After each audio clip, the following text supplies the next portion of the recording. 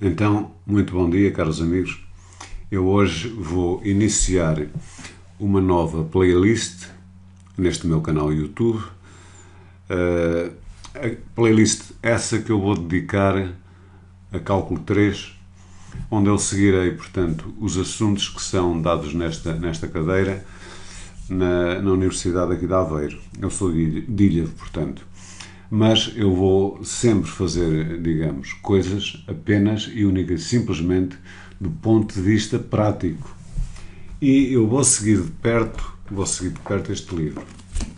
Este que aqui está. Ora bem, então, este primeiro vídeo é uma espécie, digamos, de introdução. Então vocês começam por estudar, não é? Funções, digamos, f de um Rn para R. Isto são funções escalares, porque pegam aqui num elemento, não é? Pertencente a Rn, digamos, este elemento tem a forma x1, x2, etc, etc, xn, e, por alguma maneira, é transformado aqui, digamos, num real. Depois também estudam funções vetoriais. O que é uma função vetorial? Digamos que é uma função f de Rn para Rm, onde este m poderá ser, digamos, igual a este n. E quer dizer, aqui tem a transformação também. Aqui o que é que me acontece? Porque é que é vetorial? Eu tenho aqui a transformação de um ponto de Rn na transformação, digamos, de um ponto de Rm. Vamos lhe chamar então, digamos, vetores. E para começar, vamos começar com uma coisa simples. Vamos supor que eu tenho esta função f de, x, de expressão analítica f de xy igual, por exemplo, a x quadrado sobre x quadrado mais y ao quadrado. Ora bem, o domínio desta função obriga a que o domínio de f há de ser o conjunto dos elementos x e y, não é? Pertencentes a R2, tais que este x quadrado mais y quadrado terá que ser diferente de zero. Mas isto só vai acontecer, aliás, x quadrado mais y quadrado só vai ser igual a zero quando o x e o y forem conjuntamente iguais a zero. Reparem que eu tenho aqui, portanto, a soma de dois quadrados, portanto, a soma de dois números positivos. Então, o domínio de f há de ser todo o R2 tirando o elemento 00. Tudo bem até aqui. Mas vamos supor então que eu queria calcular o limite, isso aí já posso calcular, o limite desta função, o limite de x quadrado sobre x quadrado mais y quadrado, quando o x e y tende para 0, 0. Vamos supor que eu queria este limite. Claro, eu tenho aqui o quociente de, digamos, duas expressões que são duas expressões polinomiais, e então, por substituição direta, eu teria um caso de 0 sobre 0. É evidente que aqui esqueçam a regra de Cauchy. Esqueçam a regra de Cauchy porque eu estou, digamos, com uma função de duas variáveis, não é? Ora bem, o que é que sucede? Quando vocês estavam no secundário e queriam determinar, digamos, o limite para um determinado ponto, vamos supor, aqui para este ponto, digamos, x igual a A, por exemplo, então o que é que vocês faziam? Pegavam aqui num ponto qualquer, o x, vá lá, e faziam o x correr para A, tanto do lado direito como do lado esquerdo, não era? Então isto chamava-se a isto, calcular o limite quando x tendia, não é? Quando x tendia para A+, e também calculavam o limite quando x tendia para A-. Faziam isto. E se estes dois limites fossem iguais, então vocês concluíam que existia limite. Ora bem, quando vocês estão aqui com estas funções, que são funções de R2 para R, R2 para R, onde o domínio, não é? O domínio deixou de ser, digamos, parte, digamos, desta reta, parte de R, para ser, sei lá, todo o R2 ou parte do R2, o que vocês estão a fazer é isto, quer dizer, vocês estão, o domínio, digamos, da função que vocês estão a trabalhar, digamos que é parte, poderá ser mesmo todo o R2, mas pronto, vamos dizer que é um subconjunto de R2. E vocês têm aqui o ponto 00, não é? O que sucede é que vocês querem calcular este limite, este xy, fazendo este xy tender para 0,0. O xy pode estar em muitos lugares, não é? Pode estar aqui, por exemplo. Como o x, aliás, aqui, quando era na questão do secundário, o x estava inevitavelmente sobre a reta, não era? Então, a aproximar-se deste ponto A, podia vir pela direita ou podia vir pela esquerda. Aqui não, quer dizer, o xy pode estar aqui, o xy pode estar aqui, e depois quer dizer, ele vai se aproximar aqui de 0,0. Então, o que é que eu vou fazer? Eu tenho que arranjar, digamos, uma maneira de chegar a 0,0, e posso chegar através de uma reta, não é? Aqui, se eu estiver aqui através de uma outra reta, também podia chegar através, sei lá, de um outro caminho qualquer que eu quisesse. Teria, quer dizer, várias maneiras de chegar aqui a 0,0.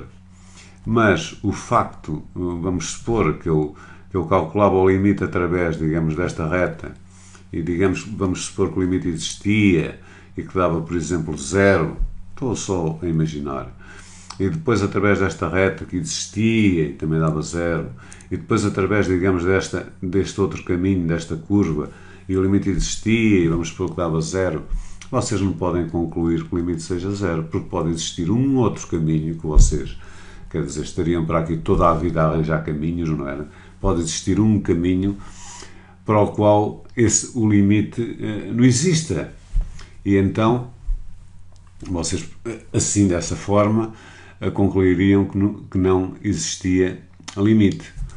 Então, neste caso que eu aqui vou fazer, e o que se usa normalmente, o que eu quero dizer é que é mais fácil, né, mostrar que não existe limite, neste caso destas funções, do que mostrar que existe limite, isto no âmbito daquilo que vos é dado. Ou seja, eu aqui poderia tentar os limites iterados. Bem, o que é isso dos limites iterados? Os limites iterados é fazer primeiro, digamos, o x tender para 0, e depois calcular esse limite, e a seguir fazer o y tender para 0. E depois fazer ao contrário, quer dizer, fazer o y tender para 0, calcular o limite, e depois fazer o x tender para 0. Se esses limites iterados existirem, notem, e forem diferentes, então não existe limite. Então vou fazer isso, vou calcular em primeira mão o limite quando x tende para 0 do limite quando o y tende para 0 da função que eu dei, que é x² sobre x² mais y². É fácil de ver que quando o y aqui tende para 0, eu vou obter x² sobre x². E então eu vou logo fazer as contas, antes do cálculo do limite. Há pessoas que pensam que isto depois vai ser uma determinação, porque, sei lá, vão substituir depois o x a tender para 0 e ficam com 0 sobre 0. Não, façam sempre as contas antes do cálculo do limite. Quer dizer, isto aqui vai-me dar um limite, que é precisamente o limite quando x tende para 0. Então aqui, quando o y tende para 0, vou obter x² sobre x². Eu posso fazer a divisão. Notem que posso fazer a divisão porquê? Porque eu estou muito próximo de 0. Muito próximo de 0, quer dizer, eu não estou em 0, é muito próximo de 0, então posso dividir o x² pelo x². E este limite há de ser o limite de 1, e isto dá 1.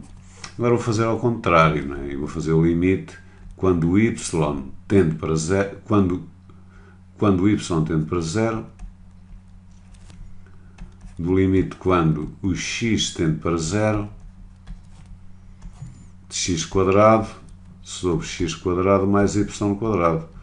Ora, quando x tende para 0, o que é que eu vou obter? Reparem, eu vou obter aqui 0 sobre y ao quadrado.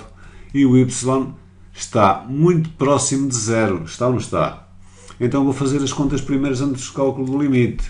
E então isto vai-me dar precisamente o limite, quando o y tende para 0, 0 sobre aqui um número que é diferente de 0, está próximo, mas não é 0, 0 sobre qualquer coisa que não seja 0 dá 0. Então este limite aqui dá 0. Quer dizer, os limites iterados existem e são diferentes. Quer isto dizer que não há limite. Não há limite. Mas eu poderia fazer isto de outra maneira. Poderia fazer isto de outra maneira. De outra maneira como? Arranjar, digamos, um caminho que passasse pelo ponto 00. Ou, aliás, arranjar muitos caminhos. Reparem aqui que x quadrado e y quadrado, digamos que tem o mesmo expoente, tanto x como y. Então o caminho que eu aqui arranjaria, vamos lá ver, seria este. Eu quero calcular então o limite, não é, de x quadrado sobre x quadrado mais y quadrado, quando xy, não é, tende para 00, então vou arranjar um caminho que passe pelo ponto 00. É fácil de ver que a reta, ou o conjunto de retas da forma y igual a mx, onde este m pertence a r, né?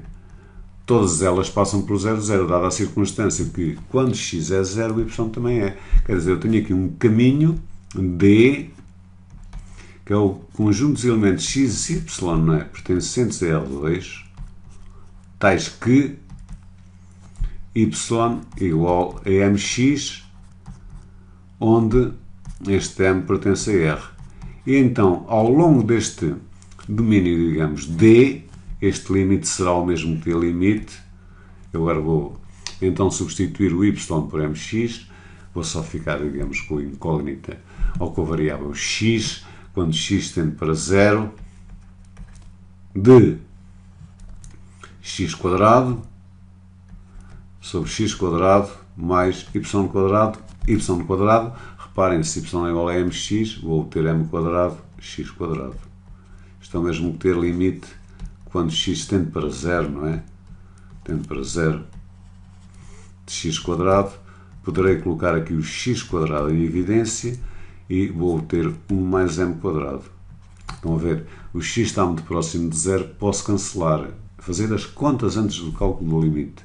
Isto vai-me dar 1 sobre m, 1 mais m ao quadrado. À primeira vista parece que existe limite. Não existe, porque quer dizer, para cada... Eu tenho aqui uma série, não é? Uma série de caminhos, não é? De retas a passar em 0. Tenho esta, por exemplo, tenho esta, tenho muitas. Quer dizer, e o limite vai depender, digamos, da reta que eu tome. Neste caso, do declive da reta que eu tomo, estou a pensar em retas que passam todas na origem. Então há um teorema que diz assim: o limite, se existir, é único. O limite, se existir, é único. Isto é o teorema da unicidade do limite. Então aqui, como isto me daria 1 mais m ao quadrado, isto estava-me a querer dizer, não é? Que existiriam muitos limites, dependendo da reta que eu estava. Portanto, isto que aqui está contraria o teorema da unicidade do limite e, portanto, não existe limite. Porque não existe limite. Devido portanto, a esse mesmo teorema. Ora bem, uma outra coisa que é importante saber, e já agora porque estou com esta função, é saber o que é uma função limitada. Porque depois também há um teorema que diz o limite do produto do infinitésimo vezes uma função limitada é um infinitésimo. O infinitésimo é uma função que tende para 0. Tende para 0. Então, sempre que vocês tiverem uma função que tenda para 0 vezes uma função limitada, esse limite dá 0. E interessa saber o que é uma função limitada. Uma função é limitada, recordando um pouco, digamos, o secundário. Vocês tinham, por exemplo, o caso do seno, não é? Que é uma função limitada. É uma função limitada porque está sempre, não é? Por exemplo, entre 1 e menos 1. Está sempre entre 1 e menos 1. Quer dizer, eu posso dizer que qualquer que seja, não é, o x pertencente ao domínio, neste caso a função seno, eu posso sempre encontrar, digamos, existe sempre um m, tal que o seno de x em módulo, até poderia dizer um m grande e um m pequeno, porque não?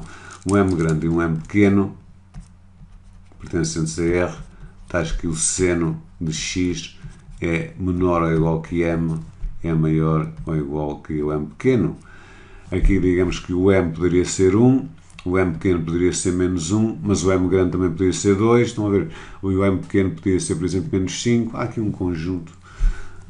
Desde que eu consiga, não é, encontrar um m grande e um m pequeno reais, tais que a tal função esteja, digamos, limitada por esses dois valores, então eu digo que a função é limitada. Aqui é a mesma coisa, quer dizer, para a minha função f de xy, que era